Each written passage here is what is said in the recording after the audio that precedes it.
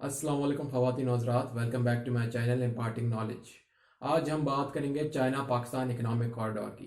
देखेंगे कि ये जो सीपैक है इसके अंदर है क्या, और ये सारे प्रोजेक्ट्स कौन कौन से होंगे सीपैक के अंदर, और ये इतनी ज़्यादा इतनी बड़ी इन्वेस्टमेंट चाइना कर क्यों रहा है पाकिस्तान के अंदर, चाइना की मोटिवेशन क्या है ये इन्वेस्टमेंट करने के लिए।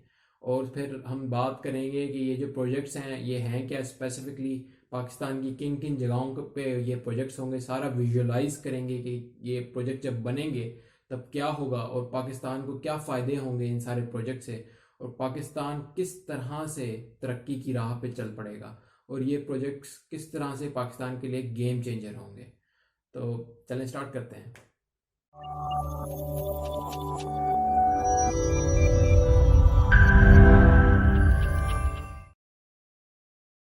तो सीपैक सीपैक एक बहुत बड़ा मंसूबा है। इसके अंदर बहुत ज़्यादा प्रोजेक्ट्स हैं। ये सिर्फ एक कॉरिडोर नहीं है जो जिसमें सिर्फ रोड्स बनाए जा रहे हैं। चाइना और पाकिस्तान के दरमियान सिर्फ रोड्स नहीं बन रहे, रेलवेज नहीं बन रही। इसमें बेहद प्रोजेक्ट्स हैं, energy projects, nuclear projects, fibre optics, agriculture projects, industrial projects, special economic Jones, इस तरह की बहुत बहुत ज़्यादा चीज़ें बन रही हैं, और वक्त के साथ साथ ये प्रोजेक्ट्स ऐड करते जा रहे हैं। और 62 बिलियन डॉलर्स की ये इन्वेस्टमेंट है। और इतनी ज़्यादा बड़ी इन्वेस्टमेंट से ये कह रहे हैं लोग कि ये गेम चेंजर होगी पाकिस्तान के लिए। गेम चेंजर का मतलब है कि ये पाकिस्तान के लिए बहुत आसानी पैदा कर देगी, इतनी आसानियां पैदा कर देंगी, जो हमारी मुश्किलात हैं, जो हमारी सारी मुश्किलात हैं वो सॉल्व हो जाएंगी, और वो सॉल्व होके हमारे लिए तरक्की करना बहुत आसान हो जाएगा। तो इस वजह से इसको गेम चेंजर कहा जा रहा है, क्योंकि गेम चेंज हो जाता है इसकी वजह से। तो बात सारी ये है कि ये इतनी बड़ी इन्वेस्टमेंट, $62 बिलियन बहुत बड़ी रकम होती है। $62 बिलियन चाइना लगा क्यों रहा है पाकिस्तान में? क्या वो हमारा दोस्त है, या क्या उसके कोई और मकासद हैं? तो चलें बात करते हैं चाइना की मोटिवेशन के ऊपर।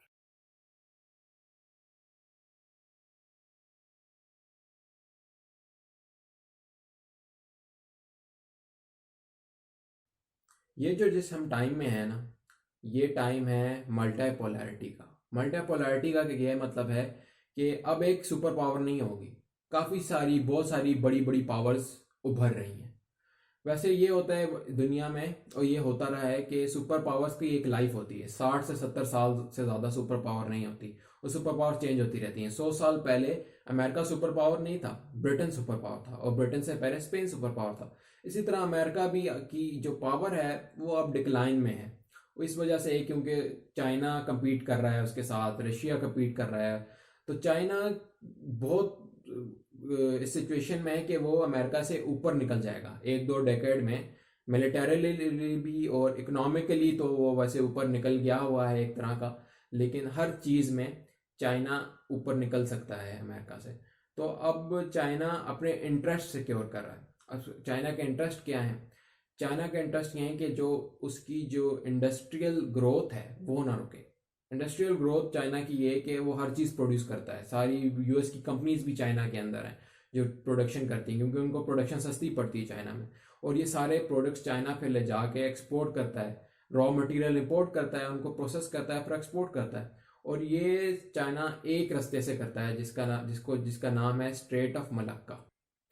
चाइना की $300 बिलियन की इंपोर्ट्स होती हैं मिडल ईस्ट से, और वो इंपोर्ट्स इस रास्ते से आती हैं जिसको कहते हैं straight of Malacca. Straight basically होती है कि कोई जगह जो दो लैंड के दरमियान हो, और ये एक वाटर पैसेज होता है। जिस तरह एक ब्रिज होता है ना, तो ये शिप्स के लिए एक ब्रिज होता है, लैंड के दरमियान में एक टाइप ऑफ ब्रिज होता है। जैसे सुइस कैनाल है, सुइस कैनाल जो है वो इंसानों ने बनाया हुआ है, एक कैनाल बनाया हुआ है। इसी तरह जो स्ट्रेट होता है वो नेचुरल होता है, वो एक बहुत छोटी सी जगह होती है, और उसके दोनों तरफ लैंड होते हैं, और वहाँ से आप एक ओशन से गुजर के दूसरे ओशन आ जाते हैं। तो स्ट्रेट ऑफ मलक्का में से चाइना की 80% इम्पोर्ट्स जो हैं ऑयल की, वो यहाँ से गुजरती हैं। और इसके अलावा चाइना एक्सपोर्ट्स भी अफ्रीका और मिडल ईस्ट सारी यहाँ से कर रहा होता है। तो ये जो जगह है, ये जगह बहुत इंपॉर्टेंट है चाइना के लिए। लेकिन मसला ये है कि चाइना का इस जगह पे कंट्रोल नहीं है। इस जगह पे कंट्रोल है यूएस नेवी का। यूएस ने भी बहुत ज़्यादा इस पे कंट्रोल रखा हुआ है। और अगर किसी दिन चाइना या यूएस की कोई लड़ाई हो जाती है, कोई यूएस सैंक्शन लगा देता है चाइना के ऊपर, कोई कुछ कुछ भी हो जाता है, तो अमेरिका जो है वो इजीली इस जगह को बंद कर देगा। और जब ये जगह बंद हो जाएगी, चाइना की सारी जो ट्रेड है वो एक तरह की रुक जाएगी। और जो चाइना की जो ट्रेड है सारी, वो रुक सकती है। और सारी जो इंडस्ट्रियल ग्रोथ है वो एकदम से स्टॉप हो सकती है चाइना की। तो ये बहुत बड़ा थ्रेट है चाइना को। तो ये जो सीपेक है, बेसिकली चाइना का ये इरादा है कि सीपेक को यूज़ करके वो इजीली एक्सेस कर सकेगा अरेबियन सी को। और अरेबियन सी से वो फिर इस डायरेक्टली मिडल ईस्ट से जो है ना अपने ऑयल इंपोर्ट कर लेगा। और उसको ये जो रास्ता है सीपेक वाला, ये बहुत छोटा पड़ता है। जो आपका जो स्ट्रेट ऑफ मलक्का का जो रास्ता है, इसको चाइना को लगते हैं 30 to 40 days पर शिपमेंट, जबकि यहाँ पे लगेंगे इसको हार्डली 6 to 7 days अगर सीपेक इस्तेमाल करेगा। तो CPEC is a good choice. तो बेसिकली चाइना को एक सिक्योर आउट मिल जाएगा सीपेक से, और बहुत छोटा भी पड़ेगा चाइना को, साथ पैसे भी बचेंगे चाइना के। तो विन विन सिचुएशन है चाइना के लिए भी। और एक और चीज़ है चाइना के लिए, चाइना चाह रहा है कि उसका जो वेस्टर्न पोर्शन है, तब चाइना के दो पोर्शन है, एक ईस्टर्न पोर्शन है, एक वेस्टर्न पोर्शन है। ईस्टर्न जो है वो बहुत ज़्यादा डेवलप्ड है, ठीक है, सारी मेजर सिटीज़, सारे जो उनकी चीज़ें हैं वो ईस्टर्न पार्ट में है। जो वेस्टर्न पार्ट ऑफ चाइना है वो इतना डेवलप्ड नहीं है, जिस तरह हमारा पाकिस्तान का बलूचिस्तान इतना डेवलप नहीं है, इस तरह उनका भी वेस्टर्न चाइना इतना डेवलप नहीं है। तो चाइना सीपेक के थ्रू ये चाह रहा है कि जब सीपेक डेवलप होगा तो वो उसके रास्ते पे सारे इंडस्ट्रियां लगाए और अपना जो वेस्टर्न पार्ट ऑफ चाइना है उसको भी डेवलप करने की कोशिश करे। और तो ये 3 मकसद हैं चाइना के।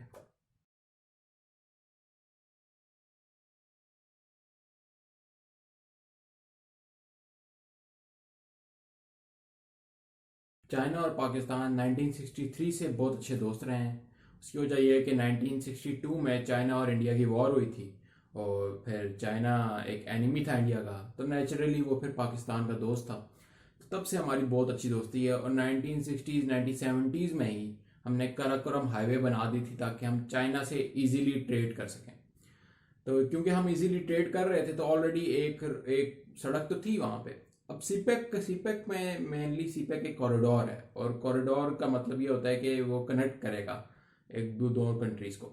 तो ऑलरेडी कनेक्टेड तो हैं कंट्रीज, लेकिन सीपेक में न्यू रोड्स बनेंगे, न्यू रेलवे ट्रैक्स बनेंगे, जो जो बहुत इजी कर देंगे ट्रेड को। और ना सिर्फ चाइना और पाकिस्तान की ट्रेड को इजी करेंगे, चाइना का जो बड़ा प्रोजेक्ट है one belt one road initiative में, जिसमें चाइना सीपेक के बाद और बहुत ज़्यादा मंसूबे करेगा अपने सारे नेबर्स के साथ, जिसके थ्रू वो रशिया, यूरोप, मंगोलिया, हर सारे इस रीजन में जो बड़े बड़े ममालिक हैं, जो बड़े बड़े रीजन्स हैं, उन सारे के साथ ट्रेड कर सकेगा। तो जब चाइना इन सब के साथ ट्रेड कर सकेगा तो वो सारे की सारी जो ट्रेड है वो गुजर पाएगी सीपेक के राउट के थ्रू। तो मकसद ये है कि ये इस तरह की सड़कें, इस तरह के रूट्स बनाना जिसपे बहुत ज़्यादा international traffic, heavy international traffic गुजर सके। तो इस वजह से न्यू रोड कंस्ट्रक्शन होंगी सीपेक में, जिस तरह आप इस इमेज में देख सकते हैं। और एक वेस्टर्न रूट बनाया जाएगा। पहले तो जो बाकी के जो रूट्स हैं पाकिस्तान में, सेंट्रल और ईस्टर्न रूट, काफ़ी सारे जो सड़कें हैं, जो रोड्स हैं, हाईवेज़ हैं, मोटरवेज़ हैं, ये ऑलरेडी बने हुए हैं। लेकिन जो वेस्टर्न रूट है ये कम्प्लीटली न्यू है, क्योंकि यहाँ पे पहले नहीं था, क्योंकि ये जो सारा वेस्टर्न एरिया है पाकिस्तान का, ये अंडर डेवलप्ड एरिया है, फाटा और बलूचिस्तान का जो रीजन है। तो वेस्टर्न रोड सबसे छोटा पड़ेगा चाइना को एक तो, और सेकेंडली अगर यहाँ पे हम रोड्स बनाते हैं तो काफ़ी एक तो जॉब अपॉर्चुनिटीज़ क्रिएट होंगी, और क्योंकि सीपेक के रूट के साथ साथ हमने इंडस्ट्रियल जोन भी बनाएंगे सीपेक के अंदर, क्योंकि इंडस्ट्रियल जोन्स इन सारे जो अंडर डेवलप एरियाज हैं यहाँ पे बहुत ज़्यादा हेल्प करेंगे। तो रोड्स पहले बनेंगे, और रोड्स के साथ साथ फिर रेलवे लाइंस भी यहाँ पे बिछाई जाएंगी। और रेलवे लाइंस काफ़ी जो ऑलरेडी मौजूद हैं उनको अपग्रेड किया जाएगा, उनको रिकंस्ट्रक्ट किया जाएगा, नई न्यू टेक्नोलॉजी वहाँ पे यूज़ होगी। बात हो रही है बुलेट ट्रेन्स की, लेकिन ये काफ़ी लॉन्ग टर्म प्रोजेक्ट्स हैं, और अभी इनके प्लानिंग स्टेजेस में। ML1 लाइन जो है वो स्टार्ट हो गई है कंस्ट्रक्शन उसकी, और इसके अलावा सीपेक के अंदर एनर्जी प्रोजेक्ट्स हैं। सिर्फ $36 बिलियन की जो इन्वेस्टमेंट है वो सिर्फ और सिर्फ एनर्जी प्रोजेक्ट्स के अंदर है। बेतहाशा एनर्जी प्रोजेक्ट्स हैं। सबसे पहले तो इसमें थर्मल प्लांट्स हैं। थर्मल जो कोल प्लांट्स होते हैं जिसमें कोल की बर्निंग से हम इलेक्ट्रिसिटी प्रोड्यूस करते हैं, वो बहुत ज़्यादा वो प्लांट्स लगाए जा रहे हैं पंजाब सिंध में, और काफ़ी सारे बन चुके हैं क्योंकि ये बहुत इजी होता है इनको बनाना। काफ़ी सारे बन चुके हैं ऑलरेडी, और इसी वजह से जो पाकिस्तान की जनरेशन कैपेसिटी है वो कुछ ही साल में ज़्यादा हो गई है। और इसके अलावा जो डैम्स हैं वो बनाए जाएंगे। एक कैरट डैम है वो अंडर कंस्ट्रक्शन है, सुक्की किनारी डैम अंडर कंस्ट्रक्शन है। इसके अलावा और कुछ डैम्स हैं, उन पे बातचीत चल रही है पाकिस्तान और चाइना की। इसके अलावा जो है हमारे पास जो रीन्यूएबल टेक्नोलॉजी है, जैसे कि न्यूक्लियर टेक्नोलॉजी और विंड पावर प्लांट्स, और इसके अलावा सोलर पावर प्लांट्स, ये भी इंक्लूडेड है सीपेक के अंदर। 4 विंड पावर प्लांट्स ऑलरेडी लग चुके हैं सिंध के अंदर ठट्टा के एरिया में। और न्यूक्लियर पावर प्लांट में जो कैनप 2 और कैनप 3 है वो सीपेक के अंदर डेवलप होगा। और इसके अलावा और भी बातचीत चल रही है कि गवादर के अंदर भी एक न्यूक्लियर रिएक्टर बनाया जाए। फिर थर्डली जो इंडस्ट्री है उसकी तरफ बहुत ज़्यादा इन्वेस्टमेंट है चाइना की, और स्पेशल इकोनॉमिक जोन्स बनाए जाएंगे। सीपेक के जो मेन रूट्स हैं जहाँ से रोड गुजरेगी, रेलवेज गुजरेंगी, वहाँ पे स्पेशल इकोनॉमिक जोन्स होंगे। और हर सूबे में ज़्यादा ये इन्होंने प्लान किया है कि ज़्यादा special economic zones Balochistan, Sindh और KPK की रीजन में होंगे, क्योंकि पंजाब में ऑलरेडी काफ़ी हैं स्पेशल इकोनॉमिक जोन्स, और ये जो रीजन्स हैं ये अंडर डेवलप्ड हैं, तो इनमें ज़्यादा स्पेशल इकोनॉमिक जोन बनाए जाएंगे। पहला जो स्पेशल इकोनॉमिक जोन है वो अभी असद उमर साहब ने उसकी ग्राउंड ब्रेकिंग की थी, तो काफ़ी न्यूज़ में भी वो आया था। तो ये काफ़ी काम चल रहा है, और इंशाल्लाह 2030 तक हमारे पास बहुत ज़्यादा स्पेशल इकोनॉमिक जोन्स होंगे। फोर्थली फिर डेवलपमेंट ऑफ गवादर आ जाती है, जिसमें सीपेक के थ्रू हम गवादर को डेवलप करेंगे। गवादर जो पोर्ट है वो एक बहुत ज़बरदस्त पोटेंशियल है उसके पास।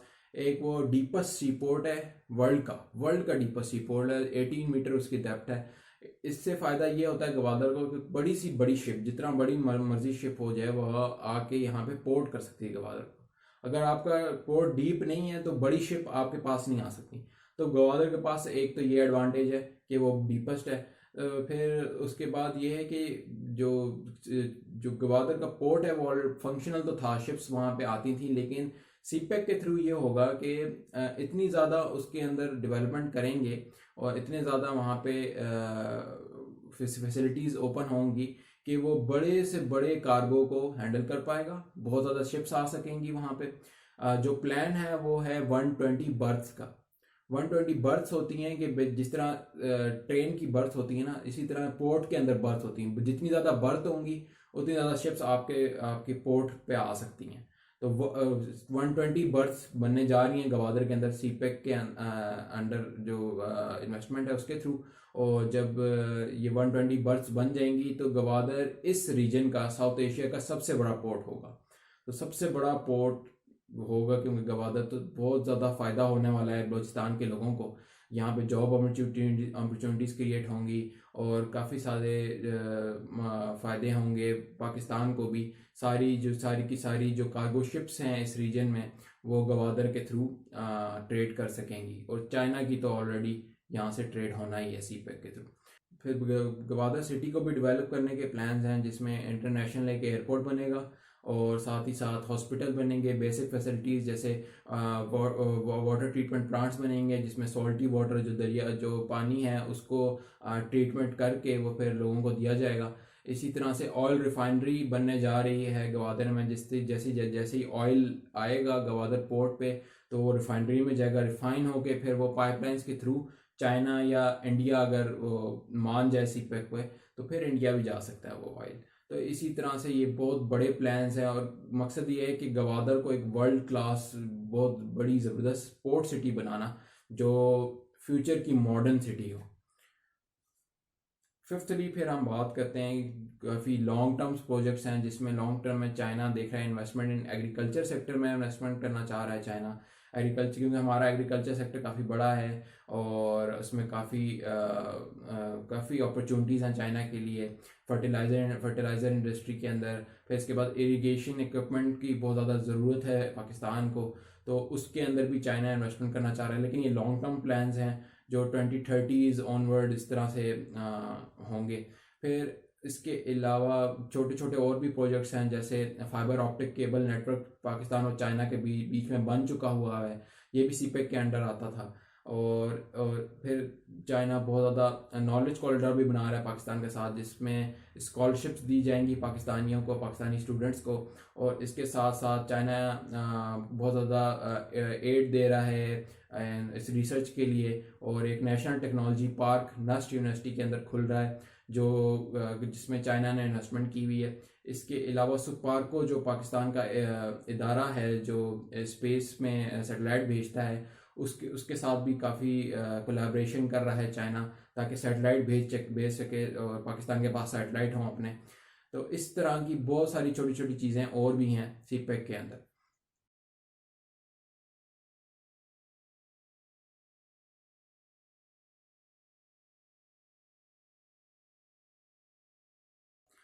फाइनली अब हम बात करते हैं कि ये सारा सीपेक जो है इतनी ज़्यादा investment energy projects, infrastructure projects, industrial zone, ये पाकिस्तान के लिए क्या करेंगे? क्या क्या पाकिस्तान को इनसे वाकई फ़ायदा है कि वाकई गेम चेंजर है कि नहीं? तो आप खुद ही सोचें। पहले तो ये हमने पहले सड़कें बनेंगी यहाँ पे, रेलवे लाइंस में बिछाई जाएंगी, गवादर को डेवलप किया जाएगा, चाइना की सारी जो ट्रेड है वो यहाँ से गुजरेगी। ठीक है। सेकेंडली फिर ये होगा कि जो चाइना है वो सिर्फ सीपेक के ऊपर काम नहीं कर रहा, चाइना एक और प्रोजेक्ट कर रहा है one belt one road initiative. इसकी मैं एक अलग वीडियो बनाऊंगा क्योंकि ये एक बहुत बड़ा टॉपिक है। लेकिन उसमें आप ये जान लें कि one belt one road initiative में सीपेक की तरह 6 और प्रोजेक्ट्स हैं। जो एक प्रोजेक्ट यूरोप के थ्रू गुजरेगा, एक प्रोजेक्ट रशिया मंगोलिया के थ्रू होगा, एक प्रोजेक्ट म्यांमार की तरफ होगा, इसी तरह से काफ़ी सारे प्रोजेक्ट्स हैं। तो ये जो कंट्रीज कनेक्ट होंगी ना, तो एस्टिमेट ये है कि जो बेल्ट एंड रोड इनिशिएटिव है चाइना का, इसके थ्रू 64 कंट्रीज ट्रेड कर सकेंगी एक दूसरे के साथ। 64 कंट्रीज। तो ये जो 64 कंट्रीज हैं, अगर आप इमेजिन करें इनका जो सारा का सारा एक्सपोर्ट इंपोर्ट जो भी इनकी चीज़ें हैं वो पाकिस्तान से गुजर रही होंगी। अगर वो पाकिस्तान से गुजरेंगी, पाकिस्तान उनसे टैक्स लेगा, उनसे वो इतना टैक्स ले सकता है पाकिस्तान कि पाकिस्तान की में खुशहाली आ जाएगी। सिर्फ वो टैक्स की वजह से हम इतना कमा सकते हैं कि हमारे कंट्री बहुत बहुत ज़बरदस्त हमारी इकॉनमी हो जाएगी। इसी वजह से ये कहा जा रहा है कि हमारी जो अभी स्टेट है, वो सिक्योरिटी स्टेट है, क्योंकि हम अभी सिक्योरिटी हमारे इश्यूज बहुत ज़्यादा हैं। सिक्योरिटी जो हमारा 9/11 के बाद वॉर ऑन टेरर की वजह से हम सिक्योरिटी इश्यूज के अंदर फंसे रहे। तो अभी तक हम सिक्योरिटी स्टेट हैं, लेकिन अब हम ट्रांजिशन कर रहे हैं। हम क्या बनने जा रहे हैं? हम ट्रांजिट स्टेट बनने जा रहे हैं। ट्रांजिट स्टेट ये होती है कि जहाँ से आपका जो बाकी मुल्कों का सारा जो सामान है एक्सपोर्ट और इम्पोर्ट वहाँ से गुजरती हैं, हमारे से ट्रांजिट होती हैं। तो जब वो सारी चीज़ें हमारे से ट्रांजिट होंगी तो इजीली हम सिर्फ उन चीज़ों पर टैक्स लगा देंगे, तो वो सिर्फ हम उसी से कमा सकेंगे। अफगानिस्तान लैंड लॉक्ड है, अफगानिस्तान हमारा सीपेक यूज़ करेगा। इंडिया अगर थोड़ा अपना दिमाग यूज़ करे तो वो भी हमारा सीपेक यूज़ कर सकता है। इसी तरह से ईरान भी हमारा सीपेक यूज़ करके चाइना से ट्रेड कर सकता है। तो बहुत ज़्यादा फिर उसके बाद सेंट्रल एशियन कंट्रीज़ के पास बहुत बहुत अपॉर्चुनिटी है कि वो हमारा सीपेक यूज़ करें फॉर एक्सपोर्ट। ठीक है, उनके पास बहुत ज़्यादा हाइड्रोकार्बन प्रोडक्ट्स हैं जो वो एक्सपोर्ट कर सकते हैं, वो लैंड लॉक्ड है। वो सीपेक यूज़ करेंगे तब ही वो खुशहाली की तरफ जाएंगे। ये सबको पता है कि सीपेक इज़ द वे। तो इसी वजह से पाकिस्तान में ये कहा जा रहा है कि सीपेक गेम चेंजर होगा। अच्छा, इसके अलावा जो सीपेक के जो प्रोजेक्ट्स हैं, एनर्जी प्रोजेक्ट्स, हमारी जो मेन प्रॉब्लम थी पाकिस्तान की 2006-2007 से वो यही रही है कि लोड लोड शेडिंग की वजह से हमारी इंडस्ट्री नहीं चल सकी, हमारे पास जॉब्स नहीं है, हमारी इकॉनमी बैठ गई है, इन्फ्लेशन ज़्यादा है, हम सारी चीज़ें इंपोर्ट करते हैं, बेसिक चीज़ें हम जो प्रोड्यूस करते हैं वो भी हम जो वो भी कम पड़ जाता है, कभी कभी हम आटा भी इंपोर्ट कर रहे होते हैं। तो बहुत ही अजीब सी सिचुएशन है पाकिस्तान की। लेकिन जो अगर हमारी एनर्जी रिक्वायरमेंट जब पूरी हो जाएंगी, इतने सारे एनर्जी प्रोजेक्ट्स लग रहे हैं सीपिंग के अंदर, तो इससे ये होगा कि एनर्जी रिक्वायरमेंट्स हम एनर्जी सफिशेंट हो जाएंगे। जब एनर्जी सफिशेंट हो जाएंगे तो हम इंडस्ट्री को सपोर्ट कर सकेंगे, लोगों को सपोर्ट कर सकते हैं, इतनी बड़ी पॉपुलेशन को सपोर्ट कर सकेंगे। तो ये पाकिस्तान की काफ़ी सारी जो सिचुएशन है वो अच्छी हो जाएगी, इंडस्ट्रियल ग्रोथ होना शुरू हो जाएगी पाकिस्तान में। फिर थर्डली ये है कि आपके आप जो रोड्स बनाएंगे, रेलवेज बनाएंगे, वो ज़्यादातर ऐसी जगहों पे बन रहे हैं जो अंडर डेवलप्ड हैं, और यहाँ पे काफ़ी जॉब अपॉर्चुनिटीज़ क्रिएट होंगी लोगों के लिए जो यहाँ पे अंडर डेवलप्ड एरियाज़ में रहते हैं, बलूचिस्तान में, के वेस्टर्न एरियाज़ में। और जब ये वो जॉब अपॉर्चुनिटीज़ होंगी, फिर इंडस्ट्रियल जोन्स यहाँ पे बनेंगे, तो यहाँ के लोगों के जो लाइफस्टाइल है वो ऊपर जाएगा। यहाँ पे लोग अच्छी खुशहाली की तरफ आएंगे, जॉब अपॉर्चुनिटीज़ होंगी। फिर इसके अलावा गवादर की डेवलपमेंट में गवादर के लोगों को बहुत ज़्यादा फ़ायदा होगा, जॉब अपॉर्चुनिटीज़ होंगी। फिर बलूचिस्तान उभरेगा, यहाँ से सारा का सारा जो वेस्टर्न राउट है यहाँ से जाएगा। तो बहुत ज़्यादा अपॉर्चुनिटीज़ है पाकिस्तान के लिए, और हमें चाहिए कि हम इसको अवेल करें, और इंशाल्लाह सीपेक कामयाब होगा। और एस्टीम लोगों ने जो रिसर्च की है, और ये कह रहे हैं कि बाय 2050 पाकिस्तान जो है 2050 तक वर्ल्ड की टॉप 20 इकॉनमीज में होगा सीपेक की वजह से। तो इंशाल्लाह होपफुली ऐसा ही हो, और उम्मीद करता हूँ आपको वीडियो पसंद आई होगी। अगर आपको वीडियो पसंद आई है तो लाइक ज़रूर करें, और अपने अगर पसंद वाकई आई है तो अपने दोस्तों के साथ भी शेयर करें। जितने ज़्यादा लोग देखेंगे उतनी ज़्यादा और लोगों को रिकमेंडेशन आएगी यूट्यूब की। और इसी तरह से अगर आप इसी तरह की और वीडियोस देखना चाहते हैं तो सब्सक्राइब ज़रूर दबाएं। सब्सक्राइब बटन दबाने से ये होगा कि आपको पता लगता रहेगा जब भी मैं वीडियोस अपलोड करूँगा। मैं इसी तरह की करंट अफेयर, पाक अफेयर रिलेटेड वीडियोस बनाता रहता हूँ और अपलोड करता रहता हूँ। तो उम्मीद करते हैं कि आप वीडियोस पसंद आई होगी आपको, और आप शेयर भी करेंगे। तो बहुत बहुत शुक्रिया। अल्लाह हाफिज़।